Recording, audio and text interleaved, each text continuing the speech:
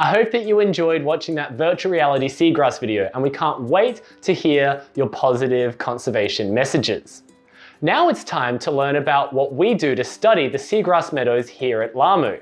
And for that, we'll go to Pip. There's lots of different ways to survey seagrass meadows. Sometimes we get into the water and we have a really good look around. But seagrass meadows can be really, really big. So what we need to do is get up really high so we can see the whole area. And in order to do that, we use some technology. This is Nicole from the Manta Trust, and she's going to tell us a little bit about the drone we'll be using this morning. So this morning we're going to use a drone to survey the seagrass meadows. And what we normally do with the drone is we look for manta rays from the sky. When we're out on a boat, we can of course be searching with our eyes, but it's much easier to fly very high and see if we can see anything on the surface. So essentially we're doing the exact same thing. This technology allows us to cover a much greater area in a much shorter amount of time. Let's go!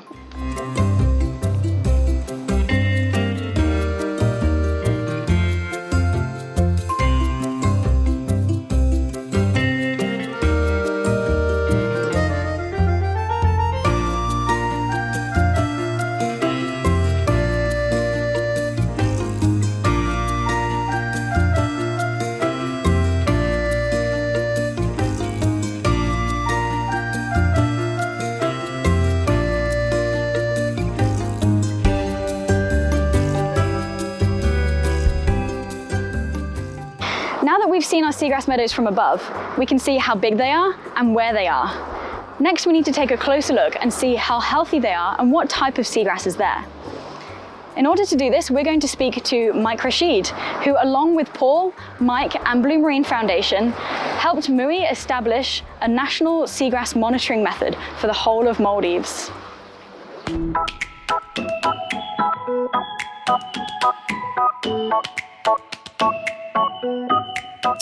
Hello, my name's Michael Rashid and I work with Paul at James Cook University in Australia.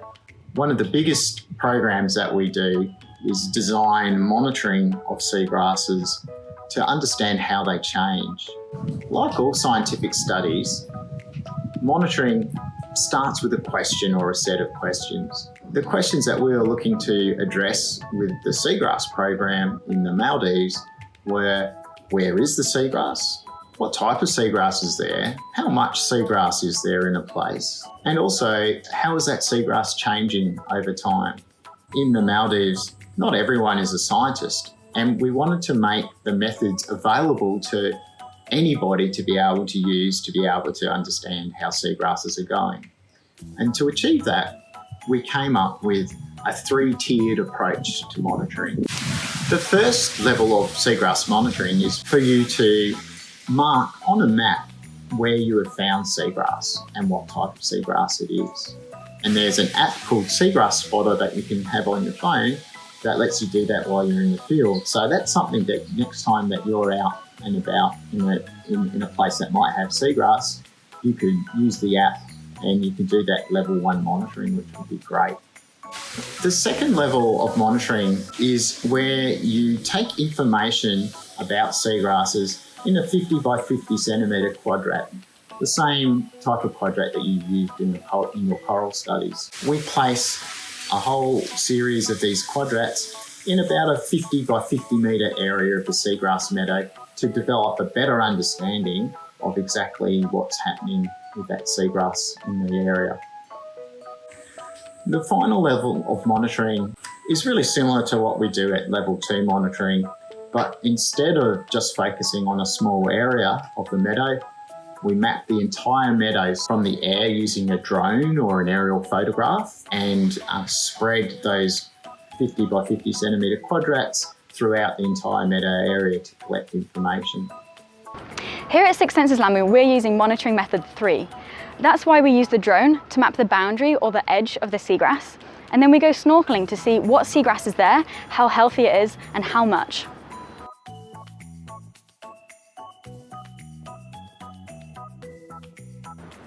Sometimes we need to collect and preserve plant samples. This could be for scientific analysis or to put on display to show people. Now we're going to show you how we collect and press our samples. Now this method was first used 500 years ago. Now this is way before photography was invented.